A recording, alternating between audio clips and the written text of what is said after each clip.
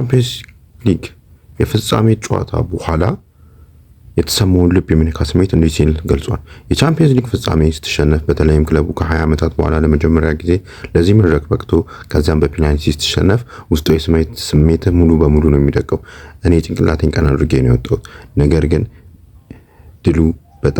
ለድሉ በጣም ተቃርበን ስለነበር ውስጤ ተሰባብሮ ነበር። በማግስቱ ጠዋት እንዲሁም ከባድ ነበር።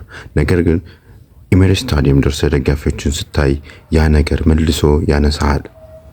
በፕሪሚየር ሊግ ዋንጫ የታጀበውን አውቶቡስ ይዘህ ስትወጣ እና ህዝቡን ያ ነገር ለነሱ ምን ማለት እንደሆነ ስትመለከት ምን አይነት ትልቅ ነገር እንደሰራ ትረዳለህ።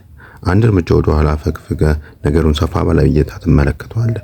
ክለቡ ከጥቂት ዓመታት በፊት የነበረበትና አሁን ያለበትን ሁኔታ በየዓመቱ የቻምፒየንስ ሊግ እየተሻሻለ እንደመጣና ከ20 ዓመት በኋላ ለመጀመሪያ ጊዜ የሊጉን ዋንጫ እንዴት ማሸነፍ እንደቻልን ስታስብ ያ ነገር ፈገግታ ያመጣል። በሚቀጥለው ዓመት ከዚህ የተሻለ ለመስራት እንደምንችል እና የቻምፒየንስ ሊግ ዋንጫ ማሸነፍ እንደምንችል የምታስበው ያኔ ነው በማለት ተናግሯል። ይህንን እና ሌሎች መረጃዎች እንዲሁም ታሪኮች እንዲደርሱት የመደመር ምልክቷን ላይክ፣ ፎሎ እና ኮፒ ሊንክ ማድረግዎን እንዳይረሱ።